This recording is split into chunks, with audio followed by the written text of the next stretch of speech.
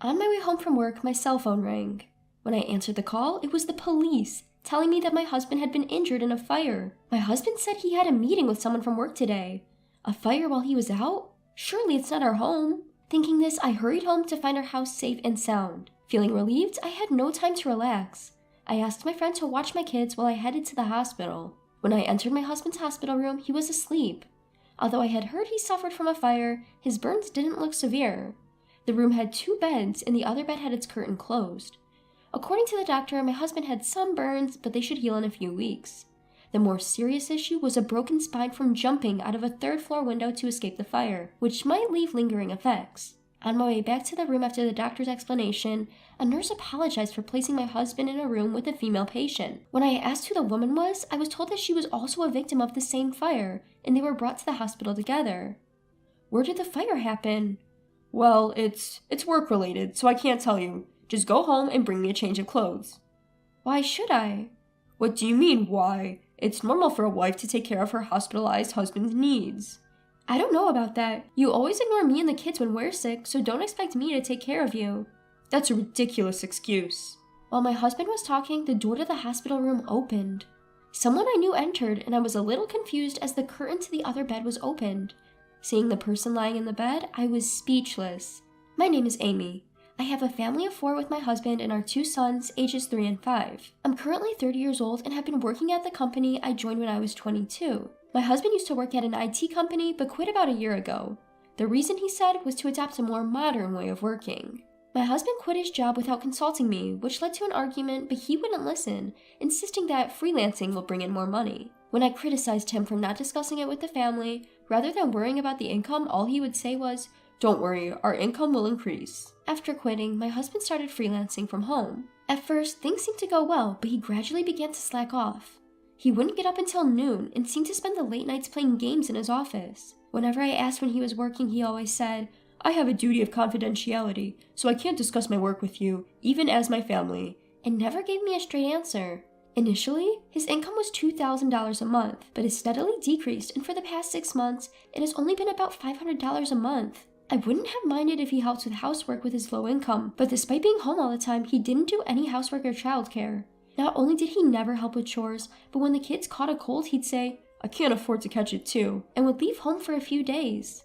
When I got sick, I asked my husband to take care of our son because I was going to the hospital, but he would say, "Why don't you just take the kids and go to the hospital?" And he locked himself in his workroom. With no income, no help with housework or childcare, and not even showing concern for his family, my husband was becoming unbearable. I thought about getting a divorce since it seemed the burden was only on me, and he didn't appear to be a good father to our sons. However, I was so busy every day that I could only make slow progress on preparing for the divorce, and I spent my days feeling frustrated. During that time, my husband, who rarely left home, began to go out more often, claiming he had errands to run and started keeping his cell phone with him at all times. I quickly noticed the changes in my husband and suspected him of having an affair. In the past, I might have been shocked by my husband's infidelity, but this time I secretly celebrated in my heart that I could use this to my advantage in getting a divorce. I tried to gather evidence of the affair to get a divorce on the grounds of my husband's fault, but it was difficult to obtain evidence from his cell phone since he never let it out of sight, so I gave up. I considered hiring a private investigator to take photographic evidence, but we were living on almost solely my income, so I had hardly any savings. Every day I worried about how to catch my husband in his infidelity, and I could feel the stress building up. That's when a turning point came for me. After work, as I was heading home, my cell phone rang. When I answered the call, it was the police, telling me that my husband had been injured in a fire. My husband said he had a meeting with someone from work today. A fire away from home? It couldn't be our house, right? I rushed home with these thoughts in mind and found that the house was safe. Although I was relieved, there was no time to relax. I hurriedly went to pick up my sons and called my friend. I asked my friend if she could watch the kids because my husband had been taken to the hospital in an ambulance, and after dropping my sons off at her house, I headed to the hospital. When I entered my husband's hospital room, he was asleep. I had heard about the fire, but his burns didn't seem too severe. The room had 2 beds, and the curtain was drawn around the other bed.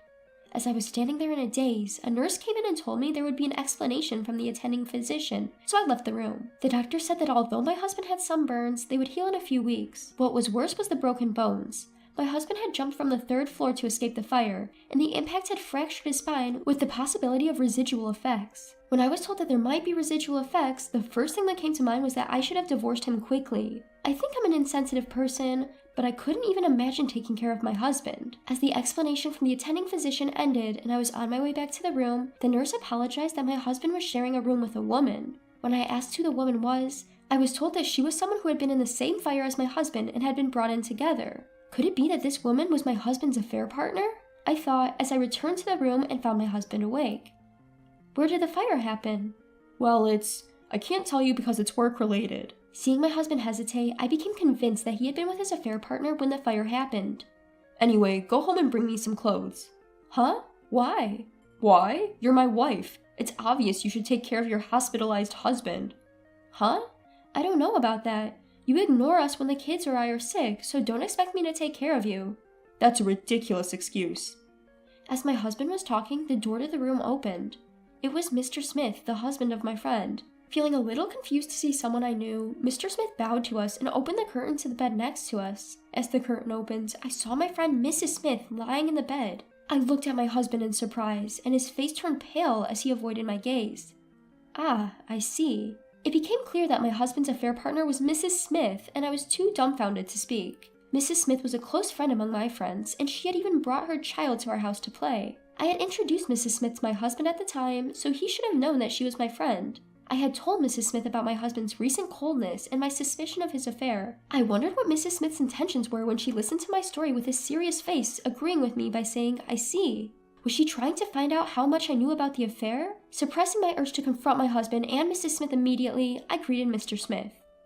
"You're Mr. Smith, right? Your wife has always been a great help to me." "Oh, I'm sorry, I'm just a bit flustered." "I heard your wife and my husband were in the same fire. He won't tell me where it happened. Do you know anything about it?" When I asked, Mr. Smith glanced briefly at my husband. "I'm sorry that your husband was also caught in the fire. The fire occurred at my house." "It happened at your house? I didn't know my husband was visiting you." When I looked back at my husband, he was hiding under the covers. Excuse me, I have something I'd like to talk about. Do you have time?" "Yes, I have time." I had a pretty good idea of what Smith was going to talk about. We moved to a nearby diner where Smith told me that he had suspected his wife of cheating for several months and was gathering evidence. He had once looked at his wife's phone and found a photo of her looking cozy with another man in her photo album. So now he had hired a private investigator to take indisputable photos of the affair. I told him that I had also suspected my husband of cheating for a while, but didn't know who the other person was. When I said I intended to divorce my husband, Smith agreed to help me, and we discussed our plans for the future. 2 days later, Mr. Smith and I went to the hospital together, and my husband and Mrs. Smith were still sharing a room. When my husband and Mrs. Smith saw us enter, their faces tightened. "I'm glad you both seem well. I came to your room the day before yesterday, but you were resting, so I couldn't talk to you. Are your injuries okay?" Yeah. I fractured my shoulder, so I need to rest for a while." "That's tough. You'll need money now, so I hope you recover quickly." "Well, our child is still young, too." "That's right. You'll have to pay child support, so you'd better heal up and start looking for a job." Mrs. Smith seemed confused and didn't understand what I was talking about. "Hey, stop rambling. You brought my clothes, right?" "I didn't bring them." "You're useless." "I told you before that I wouldn't take care of you anymore. What I brought you today isn't a change of clothes, it's this." As I said this, I took the divorce papers out of my bag and shoved them in front of my husband. "Huh? Divorce papers? Are you planning to dump me because I might have lingering injuries?" "It's not because of your injuries. You said you had a business meeting the day you were taken to the hospital, right? So why were you at Mrs. Smith's house?" Well, I didn't tell you, but Mrs. Smith is a business associate. We were discussing work at her house when the fire happened." "Did you think that excuse would work? It's obvious that I know about your affair with Mrs. Smith. No matter how much you try to deceive and make excuses, it just looks ridiculous." As I said that, my husband's face turned sour and he defiantly retorted, "Stop nagging about a little affair. Don't make such a fuss over a single affair. What will you do after the divorce? Can you raise our 2 kids on your own?" "Of course I can. I've been raising them on my own all this time. You've never taken care of the kids, have you?" "I've played with them." "It's only about an hour once every few months. The neighborhood fathers play with their kids' fathers more than you do." "Well, then it'll be tough with just one income. We've been living on 2 incomes up until now. Do you want our child to live in the hardship?" "It'll be fine. In fact, without your expenses, our lives might even be easier." "But I'm injured." "So?" "If people find out you left a husband who needs rehab, your reputation will suffer. It'd be better to divorce me after I'm fully recovered." "Because you are not someone who can stick to things for long. It's clear that you will give up on rehabilitation midway through. I can't wait until you fully recover. You have your lover to take care of, don't you?" Upon hearing this, the husband glanced at Mrs. Smith and seemed to reluctantly accept the situation. "If you insist, I understand. I don't need you anymore. A bastard who serves divorce papers to an injured person. I'll divorce you. Now hand over the divorce papers." As he reached out to grab the divorce papers, I kept them out of reach. "No way." "What are you talking about? You want a divorce, right?" "We haven't discussed alimony or child support yet." "You're trying to take money from an injured person? I need money for hospital bills and rehab." "Oh, right. You better hurry up with rehab and start earning money to pay alimony. You don't have any savings, do you?" "Huh? No savings?" Mrs. Smith reacted with surprise to my words. My husband gave me a serious look and glared at me. "You said you had 4 digits in savings. You said freelancing was profitable." "I meant I have enough income to easily save 4 digits. I'm just spending it as soon as it comes in now, but I can save up money quickly." My husband desperately tried to make excuses. Although his current income was hardly $500 a month, I kept quiet because I didn't want to start a fight over it. Since they agreed to the divorce, I explained the future plans to my husband and Mrs. Smith. I told them that we had chosen a lawyer to consult about the compensation for the affair and that we would receive a certified mail from the lawyer later. Then we left the hospital room. As I returned home, I started preparing to move.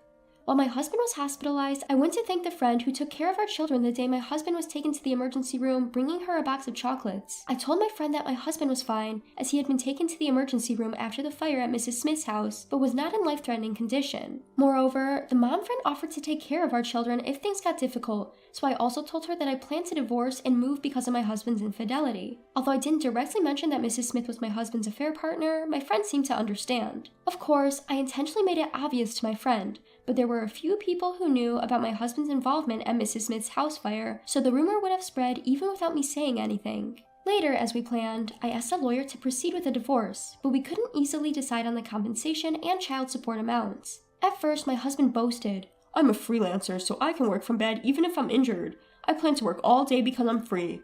I might even make over $100,000 a year. I won't take you back even if I become rich." I had hoped that my husband's arrogance would make him pay the compensation and child support, but his hope of making $100,000 a year was shattered sooner than expected, and he started being reluctant to pay. He went from asking for an extension on the payment deadline to requesting a reduction in the amount, and eventually called me directly to plead. "Come on, $20,000 in compensation is too much. My infidelity is partly because you ignored me saying you were busy. Isn't $5,000 more reasonable? It's not that I can't make money. The clients who used to hire me stopped because I didn't meet the deadline once. It was just a few days late, so it's not my fault. I can't pay the compensation. If you really want the money, talk to those clients who stopped hiring me." "I've told you many times, talk to the lawyer about the compensation." I said just that and hung up the phone. After that, I asked the lawyer to tell my husband that we would go through mediation if the negotiations dragged on, and my husband easily accepted our terms. From there, everything went smoothly, and we received a lump sum payment for compensation and child support, finalizing the divorce. The Smith couple also divorced, and the husband gained custody of the children. The Smith family has 3 children, but it was revealed that during the affair, the wife left the 10-year-old eldest son to take care of the 2 younger siblings while she went out. After my son and I moved close to my parents' home, I heard from a friend that my husband and Mrs. Smith got remarried. The 2 of them are still living in the house where the fire occurred. My husband walks with a cane, and Mrs. Smith always has messy hair and a gloomy expression, making them look like an elderly couple even though they're still in their 30s. My husband has accumulated over $100,000 in debt due to alimony and child support payments, and Mrs. Smith, who is a stay-at-home mom, is being asked to pay child support for all 3 children, so together they must have quite a lot of debt. But I don't feel sorry for them since I significantly reduced the amount I claimed for my husband on the condition of a lump sum payment. My husband always blames others for his misfortunes, so I'm sure he's still doing that now. I felt refreshed after finally getting away from him. However, I feel guilty for making my 2 sons suddenly separate from their father and friends. At first, they were both bewildered in the unfamiliar place, but now they have become friends with the neighborhood kids and are having fun. On weekends, my parents come to visit and play with my sons, allowing me to have some time to myself. Since my husband left, I now have more time, money, and peace of mind. Thanks to the extra resources, I can give even more love and attention to my sons than before.